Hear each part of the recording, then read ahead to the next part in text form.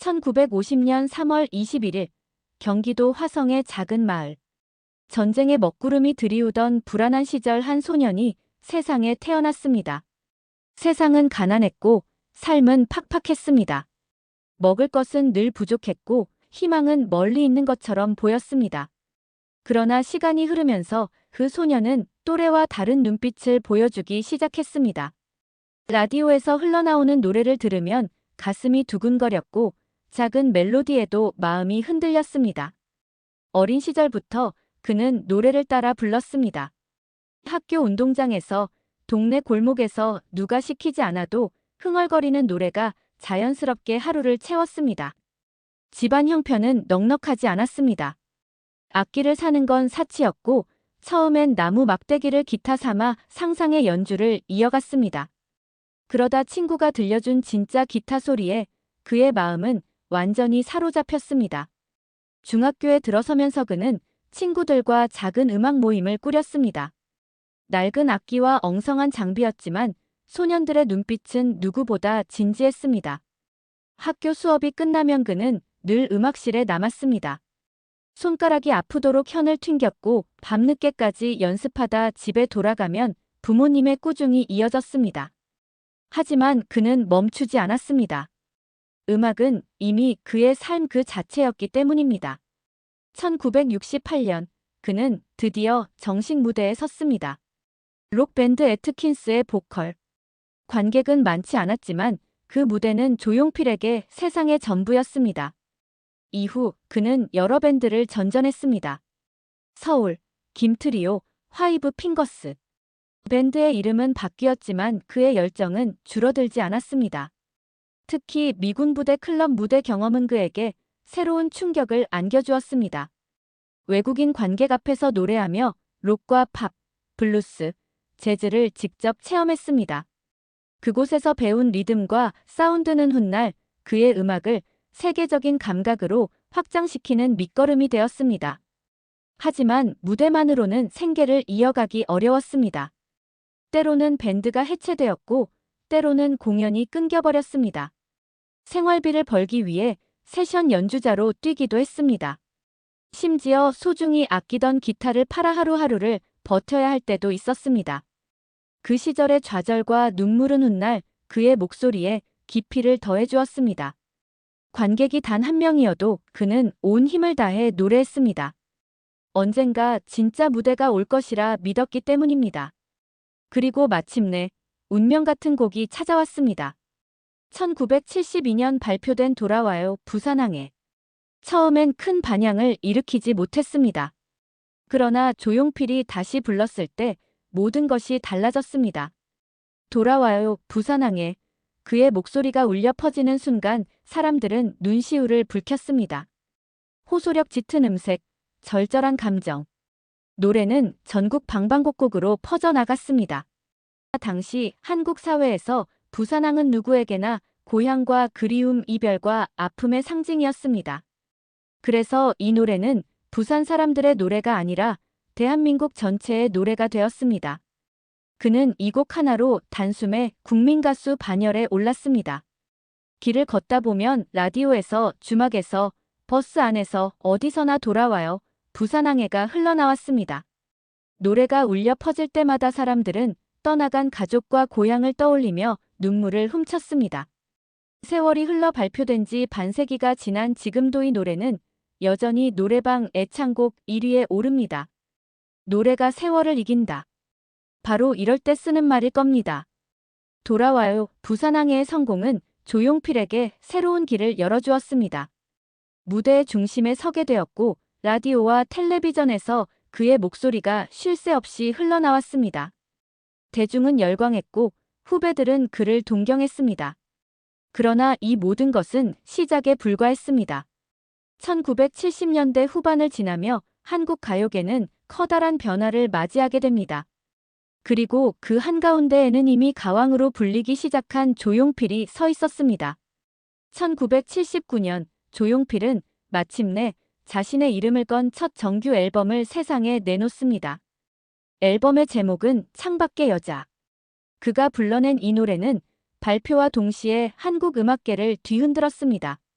라디오에서는 하루 종일 창밖에 여자가 흘러나왔습니다. 레코드 가게마다 음반을 찾는 사람들로 문전성시를 이뤘습니다. 그 결과는 놀라웠습니다. 음반 판매량이 100만 장을 넘어선 것입니다. 1970년대 후반 한국에서 상상하기 어려운 기록이었습니다. 대중은 열광했고 언론은 새로운 칭호를 붙였습니다. 가왕. 이 별명은 단순히 인기를 넘어 그가 가진 음악적 힘과 상징성을 설명하는 말이 되었습니다. 1980년대 초 그는 또 한 번 시대를 흔듭니다. 단발머리가 세상에 나온 순간이었습니다. 경쾌한 리듬과 솔직한 가사, 록 사운드가 중심이 된 신선한 곡은 젊은 세대의 마음을 단숨에 사로잡았습니다. 길거리를 걷다 보면 가게 스피커에서, 대학가의 다방에서, 버스 창가 너머로 흘러나오는 노래. 사람들은 이건 우리 세대를 위한 노래다라며 환호했습니다. 트로트와 발라드가 중심이던 가요계에서 록의 색채를 강하게 드러낸 이 곡은 새로운 시대의 서막을 알렸습니다. 방송사 PD들은 너무 록 같다며 머뭇거렸습니다. 그러나 대중의 선택은 분명했습니다. 방송이 꺼리면 꺼릴수록 사람들은 더 열광적으로 이 노래를 찾았습니다. 조용필은 대중과 시대의 흐름이 누구 손에 있는지를 보여준 셈이었습니다. 1988년 그는 또 하나의 불멸의 명곡을 발표합니다. 모나리자. 서정적인 멜로디와 국제적인 감각의 편곡은 한국 가요의 새로운 가능성을 열었습니다. 특히 이 노래는 해외에서도 울려 퍼졌습니다. 일본과 동남아 공연장에서 관객들이 합창을 했습니다.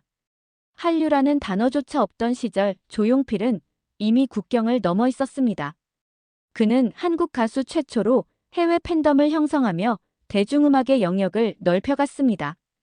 그리고 1980년대 후반 조용필은 이미 한국 대중음악사의 중심에 있었습니다. 그의 무대는 언제나 흥행을 보장했고 어디서든 수많은 관객이 몰려들었습니다. 언론은 이렇게 말했습니다. 조용필은 이제 가수가 아니라 하나의 현상이다. 그의 공연은 단순한 음악회가 아니라 한 시대를 대표하는 문화적 사건으로 기록되었습니다. 무대 하나하나가 완벽한 작품이었습니다. 조용필은 리허설에서 직접 음향을 점검했고 세세한 부분까지 집요하게 손봤습니다. 그의 무대가 늘 완벽하다고 평가받는 이유였습니다. 그러나 모든 길이 순탄했던 것은 아니었습니다. 당시는 정부의 검열이 엄격하던 시절. 조용필의 몇몇 노래는 정치적으로 민감하다는 이유 혹은 서양 음악을 닮았다는 이유로 방송 금지를 당했습니다. 흥미로운 건 금지곡이 오히려 더 널리 퍼졌다는 사실입니다. 라디오에서는 들을 수 없었지만 사람들은 카세트 테이프와 입소문을 통해 노래를 찾아 들었습니다. 금지라는 꼬리표가 붙을수록 대중은 더 큰 호기심을 가졌습니다. 검열은 오히려 조용필의 음악을 더욱 확산시킨 것입니다. 1990년대 후반 그의 음악은 교과서에도 실렸습니다. 고추잠자리, 돌아와요 부산항에. 아이들은 교실에서 그 노래를 배우고 집에서는 부모가 같은 노래를 들었습니다. 학교와 집, 길거리에서 모두가 흥얼거리는 노래. 그는 단순히 인기 가수를 넘어 국민 가수라는 칭호에 손색이 없는 존재가 되었습니다. 당시 공연장에서 재미있는 장면도 있었습니다. 아이들이 무대 아래에서 고추잠자리를 따라 부르며 춤을 추자 옆에 있던 어머니들이 창밖의 여자를 흥얼거렸습니다. 세대를 뛰어넘어 함께 울고 웃는 순간. 이것이 바로 조용필의 힘이었습니다. 1980년대 말 조용필 앞에 붙는 가왕이라는 칭호는 이제 누구도 부정할 수 없었습니다. 언론도 대중도 후배 가수들도 모두 인정했습니다. 그는 한 시대를 대표하는 존재였고 한국 대중음악의 정체성을 이끄는 아이콘이었습니다. 그리고 세기는 바뀌어 가고 있었습니다. 새로운 음악, 새로운 흐름, 새로운 무대. 조용필은 또 한 번 큰 도약을 준비하고 있었습니다. 1990년대에도 조용필은 멈추지 않았습니다. 이제 됐다라는 안주는 없었습니다. 새로운 무대, 새로운 도전을 향해 나아갔습니다. 그의 눈길은 해외로 향했습니다. 한국 대중가수가 해외에서 인정받는 건 당시로서는 쉽지 않은 일이었습니다. 그러나 조용필은 장벽을 넘어섰습니다. 그는 일본 무대에 섰고 한국인 최초로 일본 골든 디스크 대상을 수상했습니다. 동남아시아 곳곳에서도 그의 노래는 울려 퍼졌습니다. 아직 한류라는 단어조차 없던 시절 조용필은 이미 국경을 넘어 있었습니다. 많은 이들이 훗날 말했습니다. 한류의 씨앗은 조용필이 뿌렸다. 국내에서도 그의 발걸음은 멈추지 않았습니다. 여행을 떠나요. 친구여 같은 노래들은 세대를 잇는 국민가요로 자리 잡았습니다. 캠프파이어 주위에서 여행길 버스 안에서 사람들은 어깨동무를 하고 그의 노래를 불렀습니다. 그는 무대 뒤에서도 철저했습니다. 공연 전날에는 술잔을 멀리했고 리허설에서는 1시간 넘게 발성을 이어갔습니다. 이런 모습을 본 후배 가수들은 존경을 아끼지 않았습니다. 가왕은 그냥 되는 게 아니다. 그 말은 사실이자 진심이었습니다. 세기가 바뀌어 2000년대가 시작되었습니다. 수많은 젊은 가수들이 등장했지만 조용필의 공연장은 여전히 매진 행렬이었습니다. 공연장에는 특별한 풍경이 펼쳐졌습니다. 앞줄에는 부모 세대가, 그 옆에는 자녀 세대가 함께 앉아 있었습니다. 같은 노래를 따라 부르며 세대를 뛰어넘는 합창이 이어졌습니다. 그의 음악은 세대를 이어주는 달이었습니다. 그의 음반 판매량은 누적 1000만 장을 넘어섰습니다. 한국 대중음악사에 길이 남을 전설이 되었습니다. 2013년 그는 또 한 번 세상을 놀라게 합니다. 정규 19집 헬로. 타이틀곡 바운스는 발매와 동시에 음원 차트를 휩쓸었습니다. 당시 그의 나이는 60이었습니다. 그럼에도 음악은 젊고 무대는 생생했습니다. 젊은 세대는 충격을 받았습니다. 이분은 아직도 현재시구나. 조용필은 여전히 살아있는 가왕이었습니다. 2018년 데뷔 50주년 투어는 또 한 번의 신화를 만들었습니다. 수만 명의 관객이 그의 무대를 찾았고 여전히 티켓은 구하기 힘든 티켓이었습니다. 그리고 2024년 74세의 조용필은 서울 K스포돔에 섰습니다. 수만 명의 관객 앞에서 그의 목소리는 여전히 힘찼습니다. 언론은 말했습니다. 74세에도 녹슬지 않은 무대. 후배 가수들은 고개를 숙였습니다. 따라잡을 수 없는 기준. 그리고 2025년 9월 6일 그는 다시 한국 대중문화의 중심에 섰습니다. 광복 80주년 기념 공연. 고척 스카이돔 28년 만에 돌아온 KBS 단독 무대였습니다. 공연의 제목은 이 순간을 영원히. 150분 동안 이어진 무대에는 대표곡들이 총망라되었습니다. 돌아와요 부산항해, 친구여, 바람의 노래, 태양의 눈, 바운스. 밴드 위대한 탄생이 함께하며 공연장은 하나의 거대한 합창단이 되었습니다. 티켓은 전석 무료로 배포되었지만 예매는 순식간에 마감되었습니다. 조용필 신드롬은 여전히 유효했습니다. 무대 연출도 특별했습니다. 푸른빛으로 시작해 황금빛으로 물드는 조명, 뒤편에 걸린 거대한 네온사인 조용필. 그 순간 무대와 관객 시대와 음악이 하나로 이어졌습니다. 공연을 마친 뒤 그는 말했습니다. 노래는 제 인생 그 자체입니다. 앞으로도 계속 여러분과 함께 노래하고 싶습니다. 그의 목소리는 여전히 힘찼습니다. 그의 무대는 여전히 현재 진행형입니다. 조용필.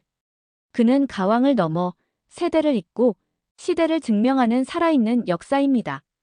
이 순간을 영원히 콘서트는 추석 연휴 기간 3부작 방송으로 이어집니다. 10월 3일에는 조용필과 인연 깊은 12인이 출연해 추억을 나누는 프리퀄, 10월 6일에는 고척동 공연 실황 본편, 10월 8일에는 준비 과정과 무대 뒤를 담은 다큐멘터리가 방송됩니다. 가왕 조용필님 늘 응원합니다.